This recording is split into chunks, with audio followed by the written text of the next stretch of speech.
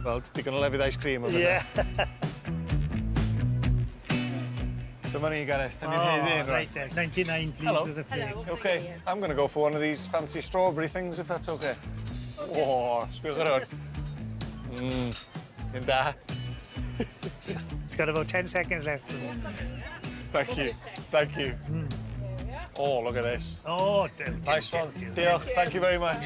Mae'r gwaniath rhwng cyn-chwaraewyr rygbi a cyn-chwaraewyr pêl-droed. Boi pêl-droed yn gorau bod yn over the top. Wel, o'n i ffili ffwrdd o un o'r hynna. O, hapus o'n. Sa chwaraewyr rygbi a pêl-droed presennol ddim yn cael bita un fan. Na, siwr o fod. O, da ni'n cael dyna. Da ni gyda. Ex-players yn iawn, dydi?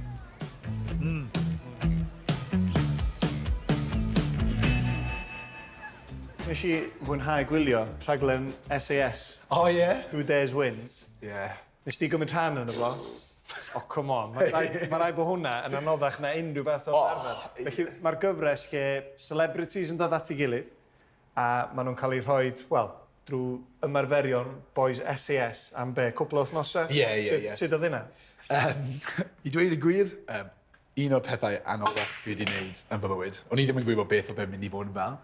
Pan o'n i'n 16, o'n i eisiau mynd yn armi efo ffrindiau. Oedd y ffrindiau wedi mynd mewn, a yn anffodus o'n i dweud o fi ddim gallu achos fy nabledd. Oedd hwnna'n just fel, o'n hwnna'n neud fi'n really grac i dweud y gwir ar y tro. Felly, ar ôl i Tokyo gael gweithio nôl blwyddyn, o'n nhw wedi gofyn fi os fi eisiau gwneud e eto, a fi dweud, ie, fi yn. O'n i ddim yn credu oedd yn mynd i fod fel oedd yn, achos nhw yn rhoi chi mewn fel condensed version o'r SS selection, a mae'n brutal. So, o'ch ti'n troi fyny yn meddwl, reit, ar gamra fydden ni'n gorfod gwneud hyn o'r llall? Ie. Wedyn fydden ni'n mynd i'r hotel a cael spa, massage o bethau? Ie, ti'n bach, ond mae 'na crew o tua 300 pobl, a chi ar yr ail o rasi, a chi ddim gallu siarad rhywun, mae rhaid i chi just fel cymryd ei mewn na.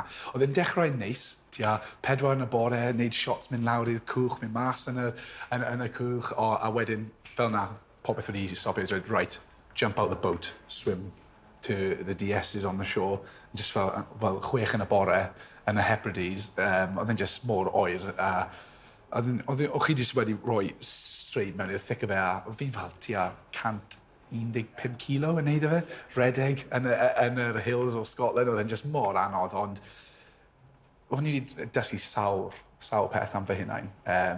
O'n i'n just mor falch i gorffen yr cwrs i dweud y gwir. O'n i wedi gorffen, o'n i wedi ddigon?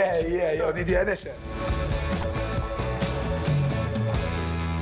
So, be nesaf ty, Mike? Oherwydd, ti beth cweit yn mynd i gyrraedd? Rhaid y cup yna. Rhaid y cup. Gen ti chance, boi? Na. No chance. Ond be sy'n nesaf, oherwydd, dwi wastad yn meddwl, reit, elite sportsman, a dyna o chdi, sut ti'n cael y buzz yna, neu neud i byth cael cweit y buzz yna eto? Ydy hynna'n rhywbeth sydd yn dy effeithio di? Wyt ti'n trio ffeindio rhywbeth? Ta ti'n hapus ac yn fodlon yn dy fywyd? Na, sa'n trio ffeindio. Fi'n enjoy yna wario golf, fi'n edrych mlaen sio gwmynt. Os fi'n gwybod fi'n wario golf y diwrnod ar ôl ni, fi'n edrych mlaen sio gwmynt amdano fe. Na, fe weles i gynharach, mae'r corff wedi mynd, fi wedi cael popeth mas o fe. Fi'n hapus gyda'r yrfa, mae hwnna yn y can. Fi'n edrych mlaen i gweld y boys yn tyfu lan, a powyd teulu a popeth sy'n dod gyda hwnna. Felly mae un o ddoi pethau bant o'r ca nawr gyda Shea Williams, Lee Byrne a James Hook yn mynd mlaen. Felly... Coffi da? Coffi da, coffi arbennig, perthyn hefyd. Ydy perthyn? Low alcoholic spirit. Ti yn change man, dweud? Ydy legacy yn golygu lot i chdi, a dy legacy di rwan fel chwaraewr, oherwydd sa ddim cwestiwn yma yng Nghymru bod cyn chwaraewyr rygbi sydd wedi gwneud gymaint dros di gwlad yn cael ei addoli am byth. Sut wyt ti'n meddwl fydd bobl yn sbio nôl ar Mike Phillips, y chwaraewr ar dyn? Gobeithio bod nhw yn cofio fi. Nawn nhw gofio chdi, paid y pwynt am hynna. Nawn nhw gofio chdi. Ond sut fysa ti'n licio cael dy gofio? Ac ydy hynna'n golygu lot i chdi? Ie, jyst rhywun oedd yn wastod yn rhoi 100% ar y ca. Oedd yn llwyddiannus A boi neis bant o'r ca hefyd, so... Na fe, really. Dwi wir yn credu fi dilyn o chwaraewyr mwyaf ffit ar y cwrt. Dwi really yn edrych ymlaen at test ffitrwydd. Dwi'n gwybod mae'n weird, ond dwi'n ffain bod i ddim y chwaraewr gorau yn y byd. Mwyaf cyflym, mwyaf bwerus, ond dwi eisiau gweithio mwy galad na neb ar y cwrt. So, hynny lle hapus fi. I gael sgwrs efo rhywun sy'n edrych ymlaen at sesiynau ffitrwydd. Ie. Ti'n chydig bach o psycho. Ie, weird, ie, mae'n ffain. Ond da ni'r gogledd, so... Na fo. Let's go. Come on, te. Dig. Barod? 2, 3. Lawr â ni. Good, slam mawr. Kev. Love it, OTJ. Da iawn.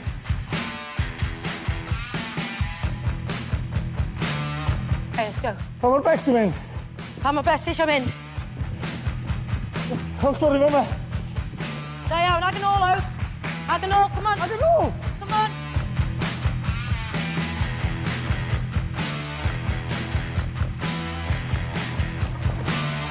Come on, Ows. Come on, ie.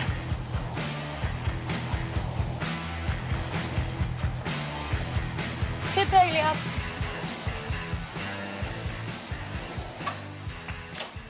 Da iawn. Ti'n iawn? Na unwaith. Faint Un o waith chwarter. ydi 4 chwarter mewn gêm o bêl-rwyd. 1 i lawr, 3 fynd. Cancel the shoot. Adra. O, pwy sgennon ni fama? Nis bach fan hyn. Be di denw di? Celyn. Helo, Celyn. Wyt ti wedi dod i helpu Aunty Gwennan? Be ti'n galw Aunty Gwennan? Aunty Aunty G. Aunty G. Ie, cool Aunty G. Gwennan, lle da ni'n mynd nesa? Rhaid ni'n mynd i bwydo'r moch nawr, so Ie. mae angen ti llenwi hanner bwced Ocê. am y cacen, fan'na. Cacan di hwn. So... Hyn o'n oce? Ie. Da ni eisiau mwy? Na, mae hynna'n berffaith. Ti'n mynd i helpu fi gari, come on ta. Aunty G ddim yn O, neud yn byd, fi'n mynd nawr, sy'n Eh? angen. Da ni'n mynd i fwyd o'r mochyn wan. Mae Aunty G yn bita fatha mochyn. Di, nes i weld ti'n bita donuts gyna. 1, 2, 3. Fela? Come on, boys. Come on, boys. Ti'n bosi, Celyn. Chdi di bos y moch, ie? O, hi yw'r bos y ffarm. Yn dweud?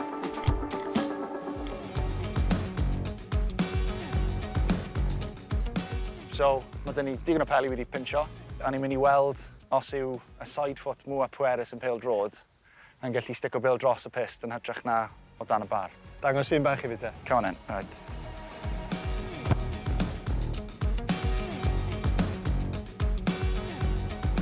Dechrau dab. Ia, o'n i'n bach yn nerfus fyna. Dwi'n siŵr. Cameras Dwi'n mlaen. siŵr. Ti'n bod hwn nawr, fan hyn. Falf, Ie. wastad yn pwyntio at y pist. Oce. So na i gyd, ar ôl ni, Damia, nes i'n sbio pa ffordd o'ch ti'n pwyntio'r bel. Ffordd na ti'n mynd? wy'n eitha... Fel o'n i'n Na, ysgol. na, lan. Ie? Just lan wedyn ni i ti. Just fel la. Yw hwnna'n right, neu be? Ie, Ie, mae'n right. A ie, ti'n gorau cyfru dwyt. Dwi'n gwybod faint dwi'n cyfru 1, 2, 3. Ie, fydd hwnna'n right. Dwi am mynd i'r ochr un Ie, bach. nice. Gwynt.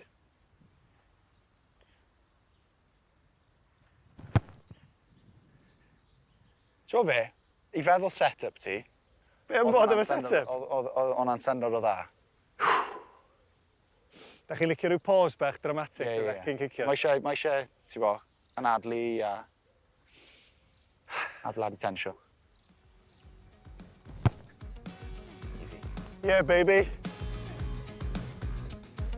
Nice. A ddim un o symud? O'n i adro fan, ie? Ie.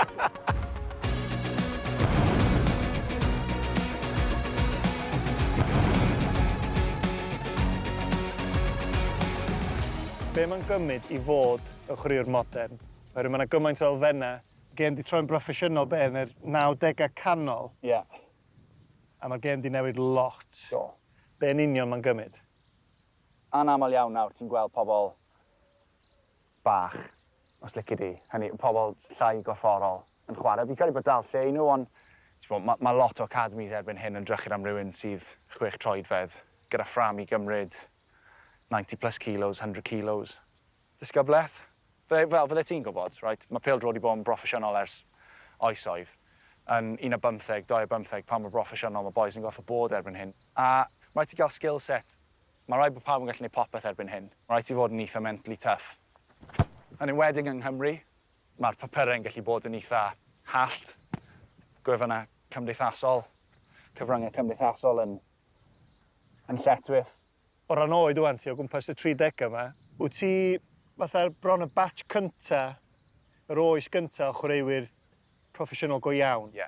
Ges i chydig bach o gymysgedd efo pêl-droed, nes i gael yr back end os lici di, diwedd y cyfnod amhroffesiynol, mynd allan lot, Ie. a wedyn gweld o'n troi fod yn broffesiynol, a rwan, mae'r plant ifanc yn yr academies, mae bob dim mor focused. Eich bod chdi rhywbeth tebyg i hynna? Ar y cyfan, ie. Os ti'n mynd yfad, ti'n cymryd y gamp mor serious, dwi? Ie.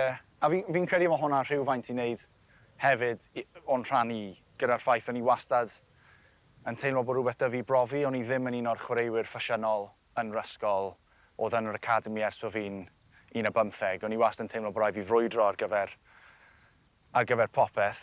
Ond yn ffodus iawn wedyn, des i trwyddo ar yr un adeg, hynny, des i trwyddo, oedd yng ngyrfa cynnar i pan oedd rhywun fel Sam Warburton a Lee Halfpenny yn dod yn superstars y gêm yng Nghymru a nhw'n uber proffesiynol. Boys falle eisiau peint ar ddiwedd gêm, fydde Warby'n cael bar o dairy milk, dyna oedd i treat am yr wythnos fath o beth. Fi'n credu bod y gêm yn mynd ffordd. Wi dal yn credu bod lle ar gyfer bob hyn a hyn, lle bod social a mae boys yn mwynhau cwmni gilydd ac yn cael cwbl o beints neu beth bynnag, ond ar y cyfan mae'r gêm yn really proffesiynol. Mae pawb yr un peth. Nes di cyfweliad da Phillips i'n dod yn y Mike Phillips a'n dweud bod dim cymeriadau ar ôl yn y gêm. A wy'n credu bod cymeriadau yn y gêm, mae nhw'n teimlo'n llai cyfforddus yn bod yn gymeriad allblyg, achos bod yn haws i hyfforddwyr. Os wyt ti jyst yn rhywun sydd yn neud dyma'r drefn, dyma beth i'n weid, dyma beth i'n neud, dyma beth i'n wisgo, a falle bod ti bach yn llai allblyg na hynny. That's the one. No. No chance you get under that. No chance. Dwi'n ond bod yn mynd i smasho'n rhywun i boi. Dwi'n gorau bod ar telis di. Yeah, we go on, no problem. Allan bod ar sofa heno os mae'n rhywun i di smasho. Dyma'r thing sy'n neud arian i ti nawr, efe?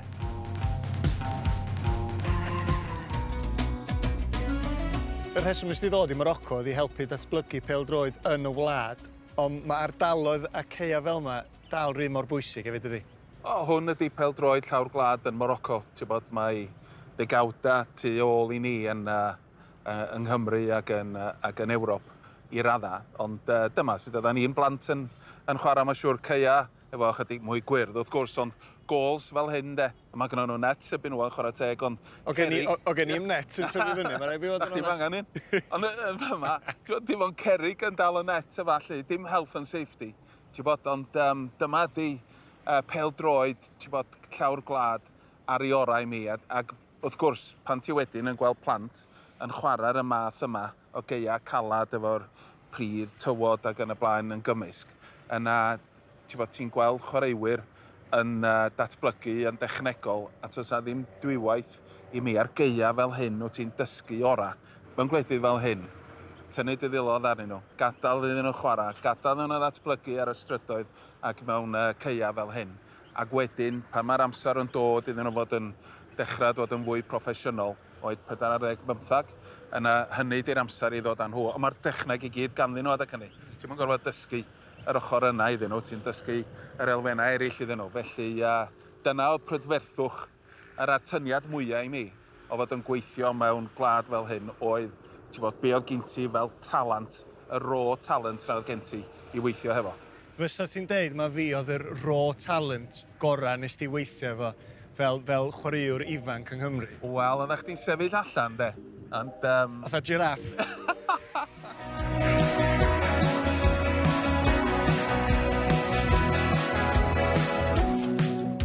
Pabs o fwy ffit na chdi a fi efo'n gilydd, dwi'n meddwl. Oh my gosh, odi. Oedd yn non-stop, neith ddim stopo? Na. Mynd drwy dydd. Neith ddim mynd drwy dydd. Cerfyn o'ch ydi bach ta, Sioned. Sut un o'ch di'n tyfu fyny, sydd ferch o'ch di? Wastad yn gystyliol? Ie. Credu, o'n i'n ffodus iawn bod fi rhieni rili cyfnogol. O'n nhw hefyd yn dod o cefndir chwaraeon, toedd mam yn wario hoci ac ati, dad yn wario rygbi. So, fi'n credu i fi, o'n i'n just yn troi llaw fi ar popeth, treol popeth yn ei gallu, cystadleuol, yn rygbi, pêl-droed, gwneud popeth yn ei gallu i'r ysgol, just wastad on the go egniol fi'n credu, byddai'r rhieni fi'n dweud I fi. Ond be oedd y freuddwyd ta? Chwarae rygbi oedd y prif beth. Mae'n dderyn bach yn deud ma, chydig bach o ffwtbol o'ch ti'n licio? Ie, pêl-drod oedd y ffefryn yn tyfu lan. O'n i'n really joio chwarae pêl-drod. O'n chwarae clwb lleol fel yn fach.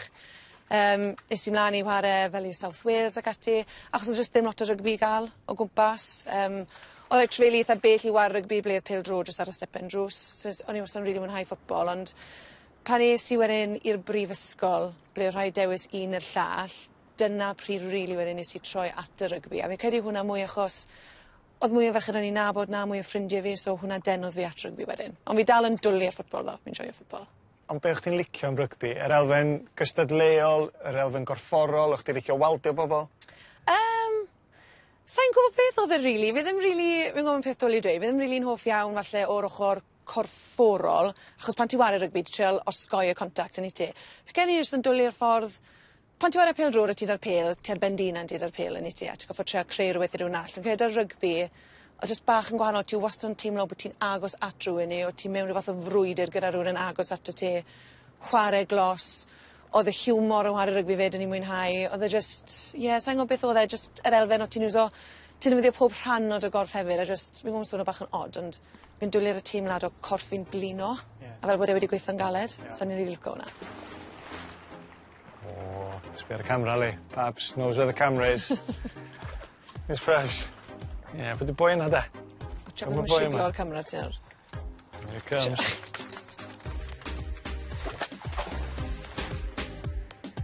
So well I chdi daflu hwnna, mae'n upset, sti. Ffilmio fe na. Sti, Pabs.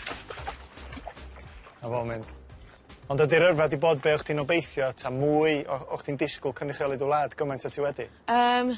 Na, dim cymaint o beth fi wedi. O'n I wastad yn moyn cynrychioli fy ngwlad, ond I wneud e gymaint o weithiau be fi wedi, o'n I byth yn disgwyl e. Ond hefyd yr un tro, o'n I byth yn disgwyl e ddatblygu fel mae fe wedi wneud. Ond fi'n edrych ar fi hunan yn rhywun sy'n rili ffodus, rili achos fi'n gwybod fi wedi bod yn digon ffodus, mae gen I gyrfa yn addysg, a fi wedi gallu chwarae rygbi. So, ydw, fi wedi gwreddu breuddwyd yn chwarae fy ngwlad, ond fel ti'n dweud, a byddwn i'n meddwl falle bydde fe ar y sgêl hyn, ddim o gwybod.